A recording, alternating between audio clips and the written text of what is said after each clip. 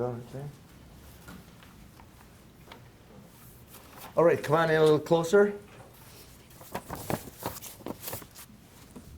All right, we're ready to go. My name is Jeff Anderson. I am one of the lawyers for the very courageous 6 survivors who filed this federal lawsuit in federal district court yesterday, late, against the U.S. Catholic Conference of Bishops and every bishop in that conference.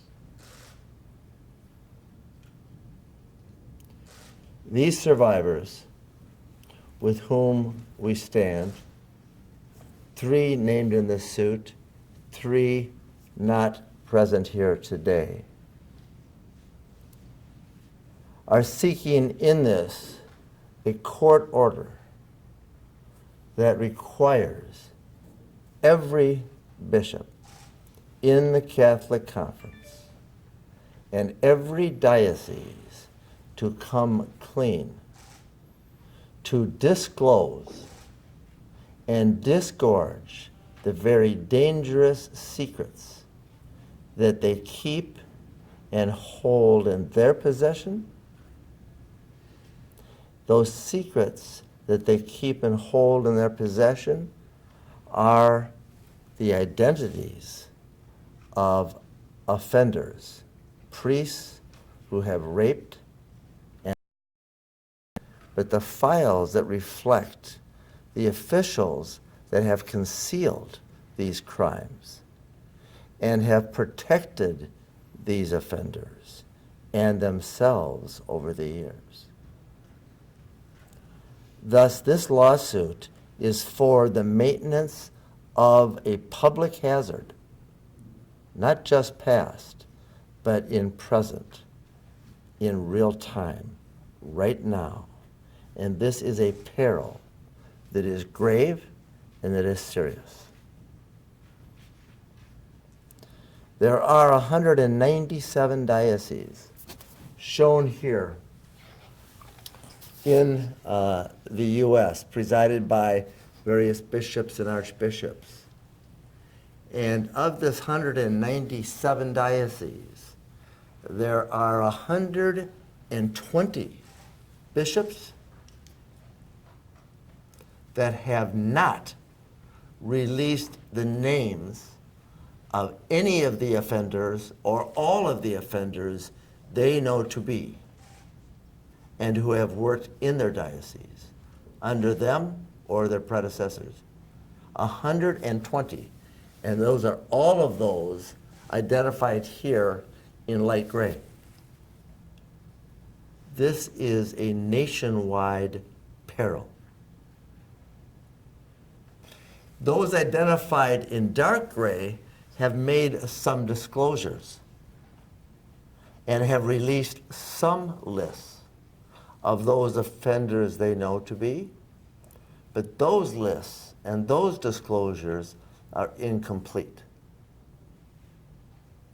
And none of these dioceses, excepting those that were forced to in Minnesota,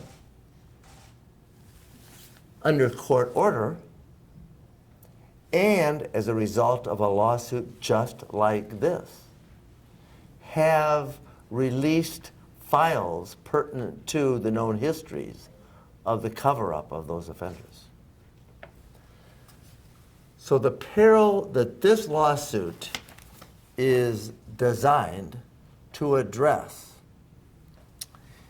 is to every bishop across every diocese across the entire country for them to come clean.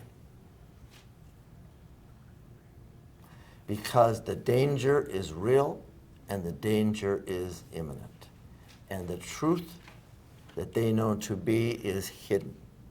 And that's not just the names of the offenders, it's also those top officials, including bishops, that have concealed and covered it up.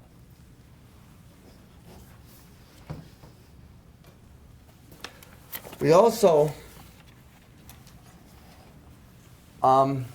have pictured here the last 5 presidents who have presided over all the Catholic Conference of Bishops, each elected by their colleagues, since 2004.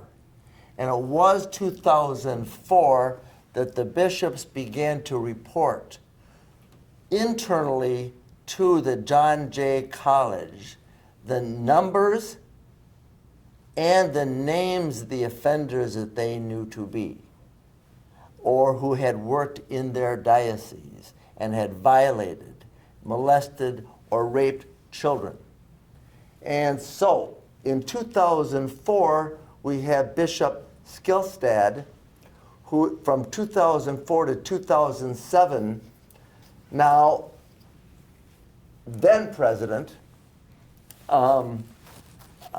reports that according to the disclosures made there are 30 offenders they've identified on a list. 30. Bishop Accountability, a public posting, identifies 43. His successor from 2007 to 2010 is Cardinal Francis George. And they have identified to John Jay College and posted on their list in the Archdiocese of Chicago, which they did, 65 offenders they have named. 65. The question is, on bishop accountabilities, there's 145 identified. 145.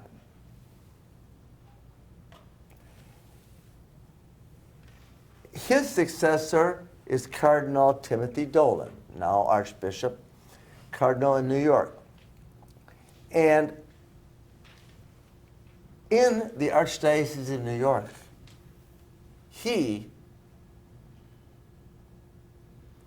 both as the president and the presiding Archbishop of New York, has made a choice to not post any of the offenders he and they know to be.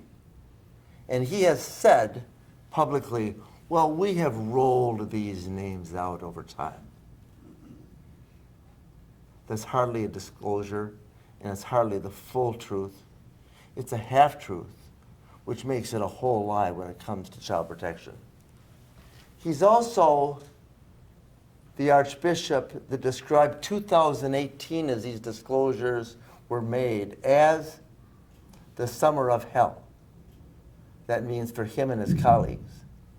But it disregards the hell that he and his colleagues have allowed survivors to suffer by reason of what not only was done to them, but as they continued the same practices of secrecy. He was followed by Bishop Joseph Kurtz in the Diocese of Louisville. And they have posted 0, just like Dolan. And in Bishop Accountability, there are 65. And the current Cardinal Archbishop in Galveston, Houston, is DiNardo. And he has posted 0. All 3 of these guys, 0. Nothing. And it is DiNardo, as has been widely reported also, that he was in the middle of a cover-up involving Manuel de la Rosa Lopez. And we share this with you because this is happening in real time. These are the presidents of the Catholic Conference of Bishops. And these are choices they've made. And the choices come on forward that each of these survivors who stand with us today and who put their names on this lawsuit that was filed yesterday, they made a choice to stand up for the safety of the children. It's a courageous one. And so I'm going to ask you, Joe McLean, to come forward here and share with us why you made the choice to put your name first on this lawsuit. My name is Joe McLean. I'm from Minneapolis. I made the decision to put my name on that lawsuit because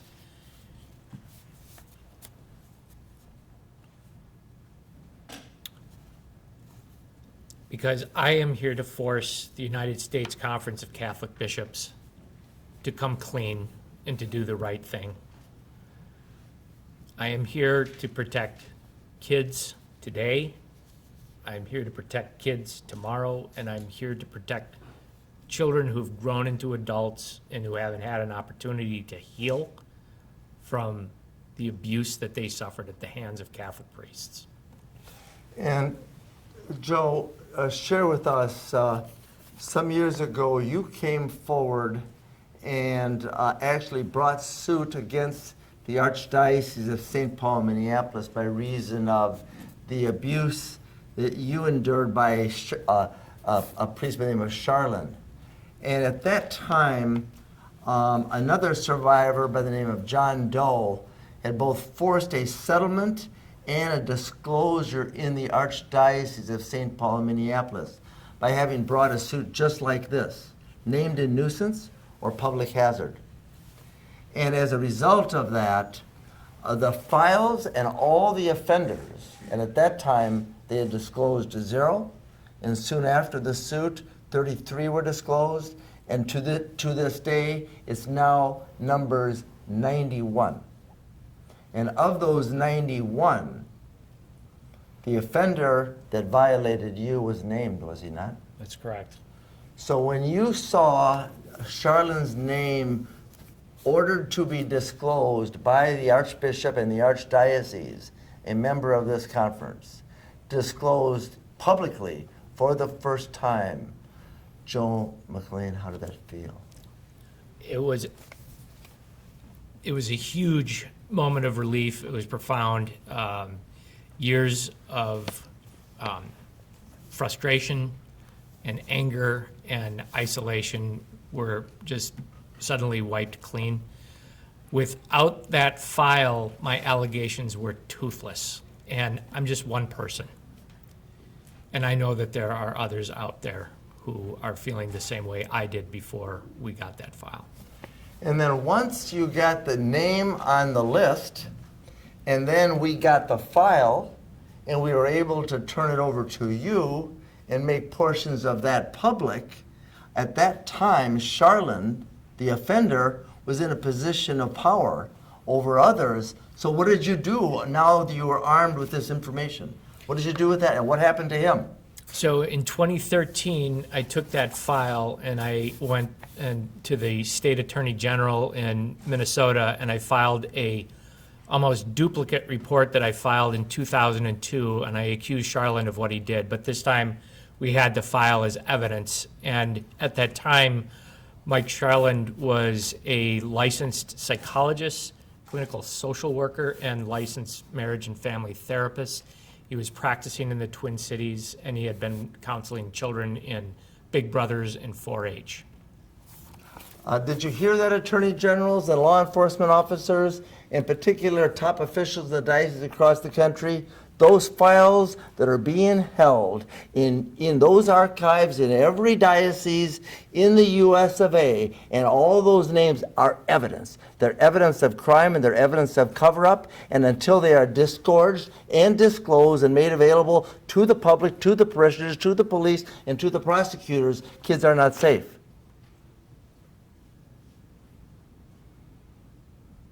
Joe took those files and he took that evidence and he presented it. And Charlin thus was removed from a position of power and authority. And nobody knew what he had done to Joe and other kids until, or believed him, until and unless he got the evidence that's in those files. Thank you, Joe McLean, for that, and, sharing that journey. Phillip DiWilliams, come on over here, sir. First, please state your name and tell us why you're here with us today and where you're from. Sorry. My name is Phillip DiWilliams. I'm from Philadelphia. It's easy in case any of you are reporting that. But I'm here to lend my name to this to help others, other young people that it's happening to today.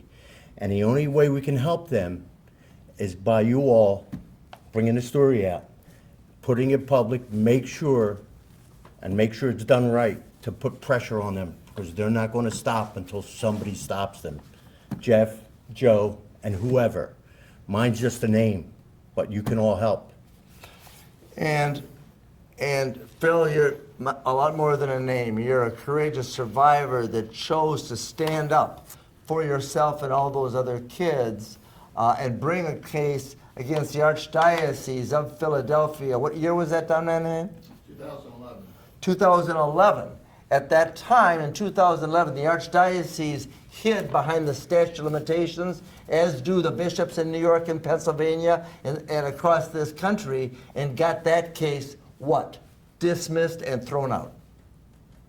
Dismissed and thrown out. As a result, no questions got answered, no files got disclosed, no names became known in Philadelphia. Why? Because they fought him and they continued to hide the secrets. And his offender, Schmier is the name, was disclosed in the Archdiocese of Philadelphia grand jury report in what year, Dan? 2005. In 2005. So this man, in this action, is doing something to stand up for the truth that is being hidden by that Archdiocese. Can I add something? Yes, you may, sir. Now think about this. In 1969, when I went to high school, Father Schmier's nickname was Schmier the Queer. And the priests never removed him, the bishops never let it out. They've held it, they hold it for other priests now. So that's what we're up against. It's time. It's Yeah. time. Thank you, man. Thanks. Come on over here closer. Troy Franks, please come to the microphone and share with us what brings you here today as a part of this suit and from your home in California. My name is Troy K. Franks. I live in California, but I'm originally from Honolulu, Hawaii. I was violated by Father Ferrario in Hawaii, and I went to my lawyers, and at this time they disclosed to me that Father Ferrario already had allegations, and then still the diocese had the audacity to promote him to a bishop. And even though they knew what was happening, they had allegations against Father Ferrario, they still promoted him to bishop. And that's what the diocese do. They always try to hide things and, even put them to a higher standard, in which is just unbelievable. But it happens, and it's still probably still happening. And I'm here to be a support for anyone else who has been victimized by anyone, not only the diocese, but anyone. And be supportive and just give a voice to everyone that, that we're here for you. Troy Franks, we support you and stand with you, as do so many other survivors in this journey. And I think a couple things need to be drawn out here. He identified the offender as Joseph Ferrario, who is then a priest that violated him as a child. In 1992, or actually sometime before that, Joseph Ferrario was elevated and appointed by the then Pope to become the bishop in Hawaii. In 82? In 1982. In 1992, I represented another survivor whose name is public and is now deceased by the name of David Figueroa against Bishop Ferrario and the Diocese of Honolulu for the violation of that child. Nobody wanted to believe David. And the Diocese of Honolulu got that case dismissed. And nothing ever became known about the history that they knew of Ferrario. We persisted. Troy came forward, and Mark Pinkosh, who's also in this lawsuit, came forward. And we did an excavation and forced the disclosure of documents to be known to us. And in those documents, it is revealed that before Joseph Ferrario was elevated and appointed to the position of bishop in the Diocese of Honolulu, the Pope, and the Pope's representative, called the nuncio, had received verified reports that Ferrario had violated, had sexually abused and assaulted 2 children. He was elevated to the position of bishop with knowledge by the Vatican of a history of child abuse. And it was Troy's and Mark Pinkosh's courage in coming forward some years ago that allowed us to excavate and to learn of this history documented and now revealed by us, and that we seek more of. And that's why you stand with us today, Troy. Yes, I do. And when you learned from us about that history that had not been revealed publicly after we started to work with you, how did that feel, knowing that you had been violated and they chose to elevate him after they knew he was a child molester? I was very angry by that, by them even knowing all this time. But if they had come forward earlier, maybe I would have never been violated by Father Ferrario. So, I had a lot of mixed feelings.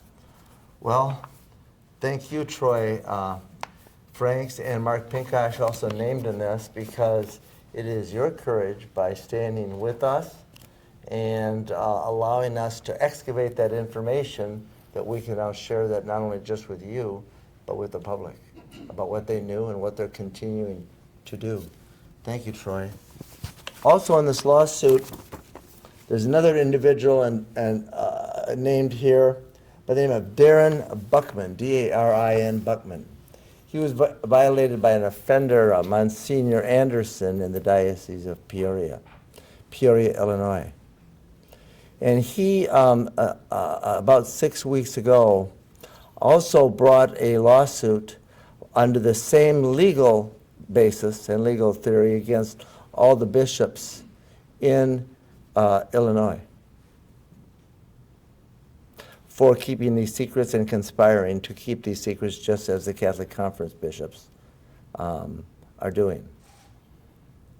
And when he learned we were doing this, he said, "That's not enough. I want to do more. And I want to put my name on this, and I want to participate in this effort to excavate this information nationwide." And why did he say that to us? He said that because he had been violated repeatedly as a child, that he had tried to come forward and have his story heard, and it wasn't. He wanted to be believed, and it never was when he brought it forward, nor was it validated. And he also knew that the Diocese of Peoria and the bishop there, Bishop Jenke, was keeping secrets, harboring offenders. So he put his name on this. I'm also here to say that we are joined by a high-ranking individual in the Diocese of Peoria who chose to share and chooses to share with us a statement. His name is Bob Sondag, and I think he's coming forward with his wife, Teresa Sondag. He has been he is Deacon Bob Sondag. He's a man of faith. He's working at the Diocese of Peoria for many years. He has been the victim's assistance minister and a vice chancellor there on the inside. That is a high-ranking official. And he has chosen to stand with us here today and share some thoughts. Deacon Bob Sondag, would you and Teresa like to come forward?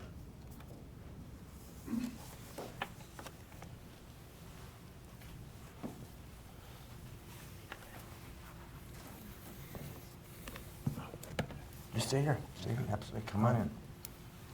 Good afternoon. I have a prepared statement I would like to share with you. 11 years ago, I took a vow of obedience to the Catholic Church as a permanent deacon.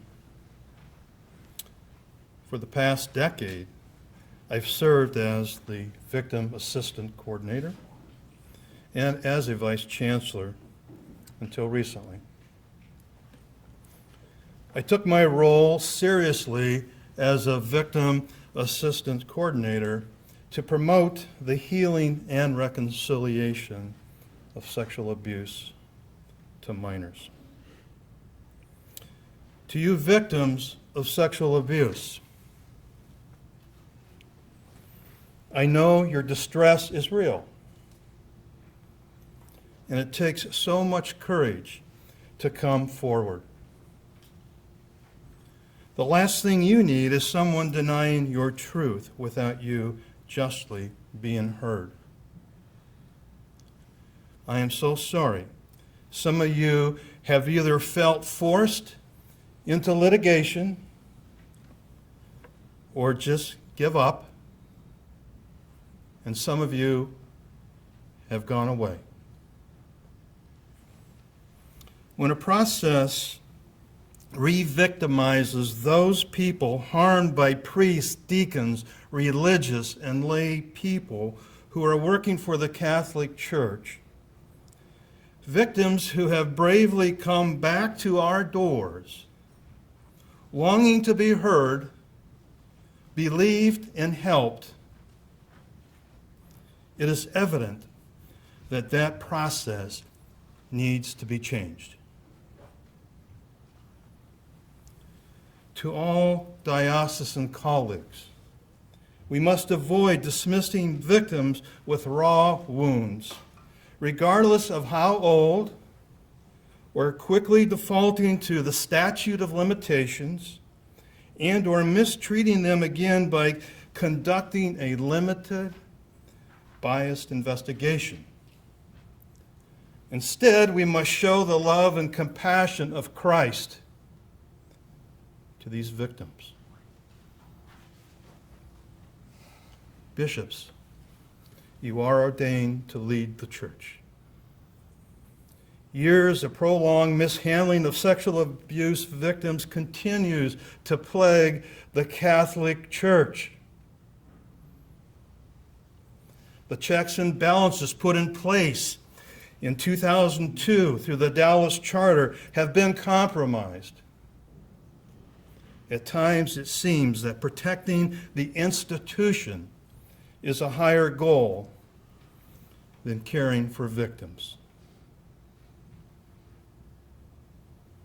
We are here today to call for a deeper reckoning and transparent reporting of the past and present mishandling of victims and their perpetrators. This can only be accomplished by the use of a truly independent auditor, beholden to the good of the public, not to the Catholic Church as a client. Our global witness has been deeply damaged by the mishandling as leaders fail to lead with dignity and righteousness. I present these matters out of respect and obedience for God, for the Catholic Church, and for you, the victims.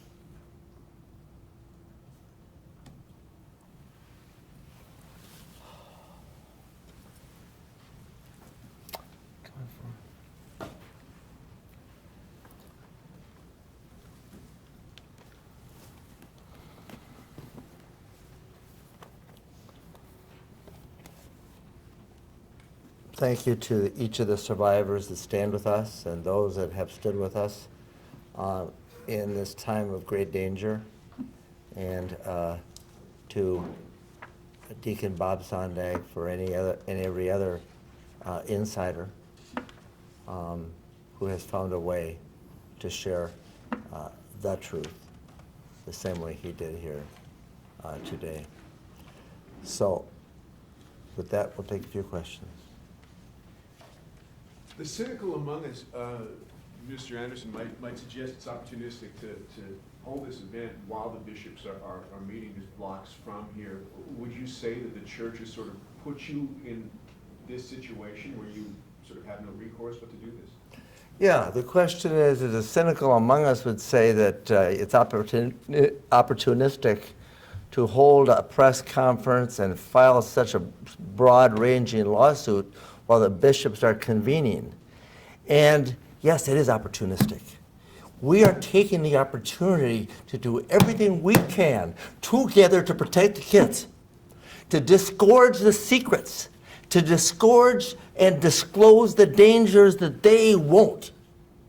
Yes, it is opportunistic because they won't do it, and the survivors are the ones, and the advocates are the ones that are working with the survivors and the truth tellers that are making us do it. Did I choose to be here? Did they choose to be abused? No. They chose to keep secrets. These bishops chose to convene and say they were going to do something, and for years they made promises and pledges and the like. You're damn right we're taking this opportunity. We'll take every single opportunity every day given us to hold them accountable, to expose them for the dangerous practices, and I get a little upset. What was your reaction when bishops said that they were stopped by the Vatican from releasing a new policy earlier this week, and that they were disappointed that the Vatican had stopped them? What was your reaction to those statements?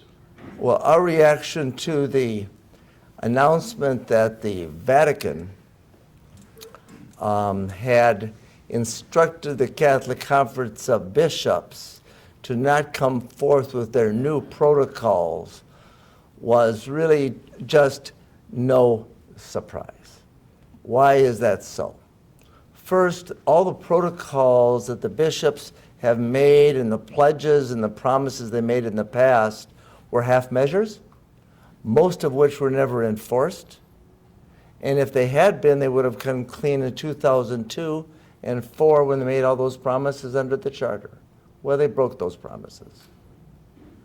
And then when the Vatican, whom we sued a month ago under this same legal theory, hazard and maintenance of it and conspiracy to continue it, advised them not to come forth with the new protocols, it really is more of the same. They continue to make public promises, pronouncements, and pledges, but we haven't seen them take any definitive action to protect kids. Nor have we seen definitive and comprehensive action by the Catholic Conference of Bishops to comprehensively address the survivors, both that stand with us and still remain in silence. So, frankly, we weren't surprised. I want to thank all that stand with us and share this journey. And this is an opportunity for truth to be known. And it does require, sorrowfully, us to stand at this time and to continue to and demand and require the courts to force those that have protected criminals, that have chosen to protect themselves and their reputation, and to avoid scandal at the peril of so many for so long, that we stand in great sorrow and we stand together in unity for the truth, in great hope that if they won't do it, as they have proven they won't, we'll force the courts to make them to do it every day we can and take every opportunity to protect the kids in the future who may not be harmed, because Troy and Phil and Joe and all the other survivors, both in this suit and with whom we've stood over the years, who have the courage to take the action necessary. Thank you all.